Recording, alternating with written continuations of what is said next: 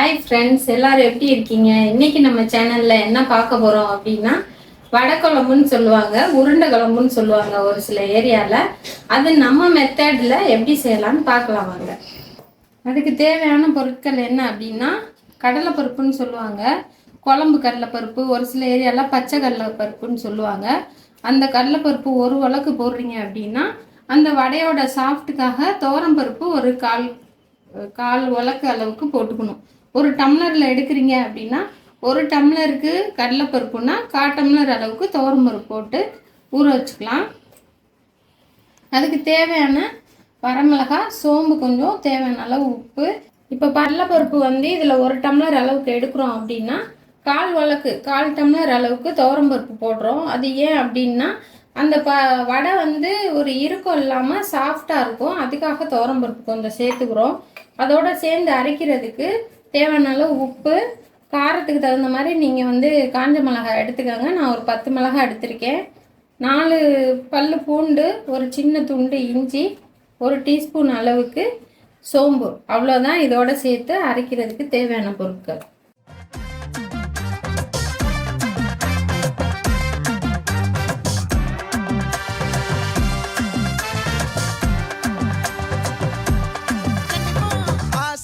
பட வச்சான் ஆள விழ வச்சானே மாப்ள போலாம் இருமச்சான் ஆட வர வச்சானே. இப்போ ஒரு கொப்பு கருவேப்பிலை பொடிசா நறுக்கி அதையும் சேர்த்துக்குவோம். சேர்த்துட்டு இது எல்லாத்தையும் நல்லா பிசைஞ்சு விட்டுருவோம்.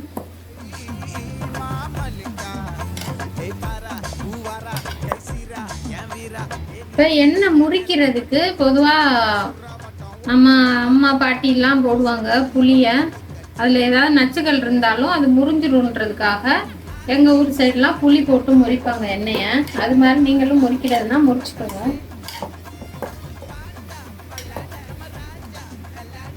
இப்போ இந்த மாதிரி சின்ன உருண்டைகளாக உருட்டி எடுத்துக்கிட்டு, ரொம்ப பெருசாக இருந்தால் வேகாது குழம்புக்கு.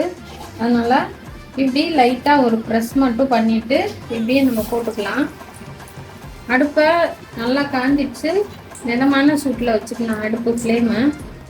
இந்த மாதிரி சின்னதாக ஒரு தட்டு.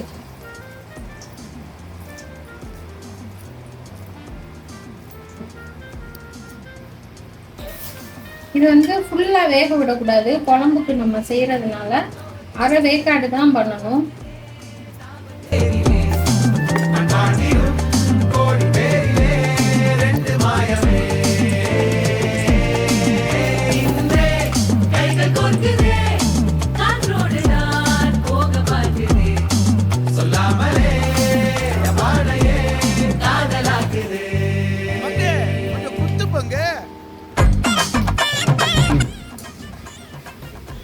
இந்த அளவுக்கு 3/4 பதம் வெந்தா போதும். ரொம்ப முறுக்க வேக விடக்கூடாது வடைய. அப்பதான் குழம்புல போட்டோன்னா குழம்புல வெந்து கரெக்டான பக்குவத்துல கிடைக்கும் நம்மளுக்கு.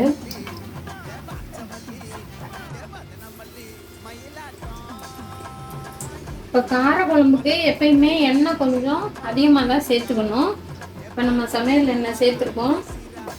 இப்போ பொதுவாக இது நாங்கள் மதுரை மசாலாவில் ரெடி பண்ண தாளிப்பு வடகம். இப்போ இந்த இதை நாங்கள் கொஞ்சமாக போட்டுக்கிறோம். இவ்வளோ போட்டால் போதும். இதே இது நீங்கள் வீட்டில் இந்த தாளிப்பு வடகம் இல்லைன்றதுக்கு இதை நம்ம போட்டுக்கலாம்.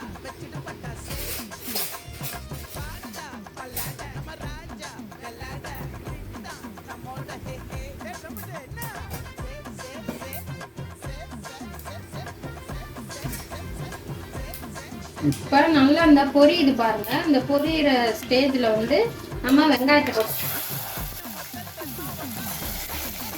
100 கிராம் அளவுக்கு நான் வெங்காயம் வச்சு வச்சுருக்கேன்.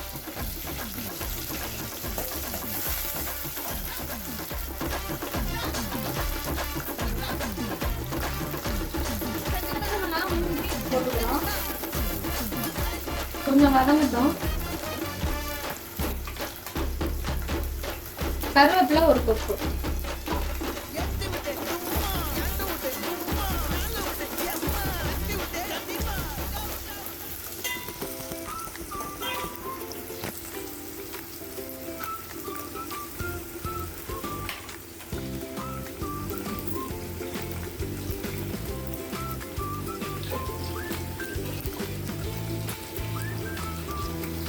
வந்து 4 பல் பூண்டு வந்து ஒரு சும்மா தட்டி போடுறோம், அவ்வளோதான்.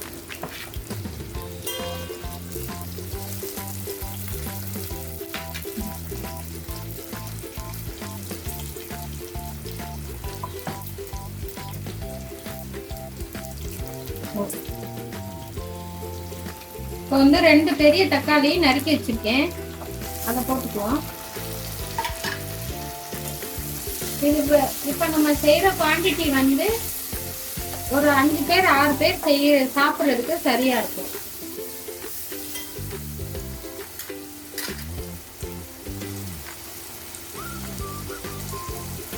இப்போ தக்காளி வதங்குறதுக்கு உப்பை ஃபர்ஸ்ட் போட்டுருவோம்.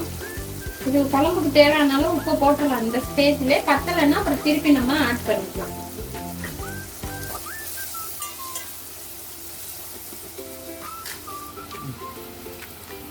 இது எலுமிச்சம்பழம், ஒரு பெரிய எலுமிச்சம்பழம் அளவுக்கு புளி எடுத்திருக்கோம்.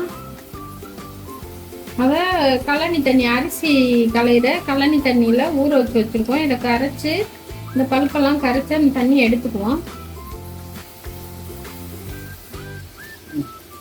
இந்த குழம்புக்கு நம்ம இது ரொம்ப காட்டமா இருக்கும் நம்ம மிளகாத்தூள், அதனால ஒரு 1.5 ஸ்பூன் அளவுக்கு மிளகாத்தூள் போட்டுக்கிறோம். பச்சைலன்னா திருப்பி சேர்த்துக்கலாம்.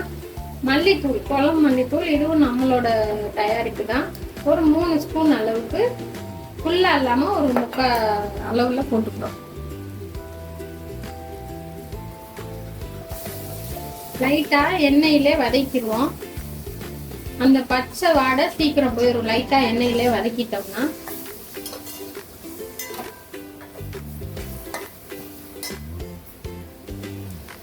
அதோட கொஞ்சமா தண்ணி சேர்த்துட்டு இப்ப நம்ம கரைச்சி வச்ச புளி அதை வந்து நம்ம ஆட் பண்ணிக்கலாம். உங்களுக்கு புளி கூட வேணும்னா நீங்க கூட சேர்த்துக்கலாம். நாங்க எங்களுக்கு தேவையான அளவுக்கு நாங்க சேர்த்துருக்கோம்.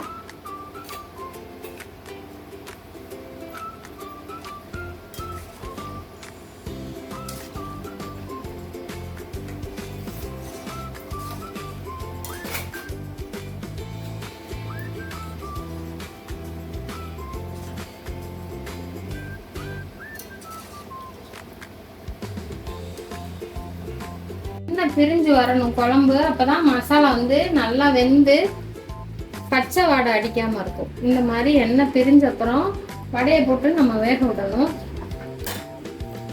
இந்த வடை எல்லாத்தையும் ஒன்னொன்னா எடுத்து போட்டுக்குவோம். இப்படி எல்லா வடையும் போட்டுக்கலாம். இப்படி எல்லா வடையும் போட்டாச்சு. இந்த மாதிரி ஒரு கொதி தான், ரொம்ப இனிமேல் முதல்ல வடை வெந்ததுனால இந்த குழம்போட சூட்லேயே வெந்துடும், ரொம்ப கொதிக்க விட வேண்டாம். இந்த கொதி வரையிலே நம்ம வந்து அரைச்சி வச்ச தேங்காயும் ஊற்றிக்கலாம். தேங்காயில வந்து பூண்டு மட்டும் போட்டு அரைச்சிருக்கோம், 4 பல் பூண்டு, வேற எதுவும் சேர்க்கல. இந்த குழம்பு வந்து கொஞ்சம் தண்ணியா தான் வைக்கணும், ஏன்னா அந்த வடை வந்து அந்த குழம்பெல்லாம் குடிச்சிடும். அந்த ட்ரையா இருக்கிறதுனால அந்த குழம்பெல்லாம் உறிஞ்சிட்டு சீக்கிரம் கெட்டியாயிரும் குழம்பு. அந்த பக்குவத்துல தான் இருக்கும். அதனால நம்ம கொஞ்சம் இந்த மாதிரி தண்ணியாவே வச்சுக்கணும் குழம்பு.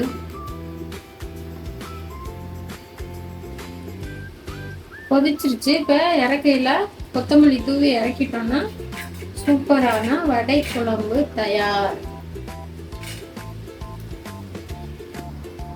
இந்த வடை குழம்ப ட்ரை பண்ணி பார்த்துட்டு உங்களோட கமெண்ட வந்து நீங்க எங்களுக்கு சொல்லணும். ஏன்னா நீங்க எந்த மாதிரி செய்வீங்க அந்த மாதிரி எல்லாம் நீங்க சொன்னீங்கன்னா எங்களுக்கும் அதை நாங்களும் அந்த மாதிரி ட்ரை பண்ணி பார்ப்போம். எங்க சேனலை லைக் பண்ணி ஷேர் பண்ணி சப்ஸ்கிரைப் பண்ணுங்க. உங்களுக்கு எந்த மசாலாஸ் வேணும்னாலும் எங்கள்கிட்ட ஆர்டர் பண்ணி வாங்கிக்கலாம். எல்லாம் ஹோம்மேட் மெத்தட்ல தான் பண்றோம். No preservative, no chemical. Okay, bye friends.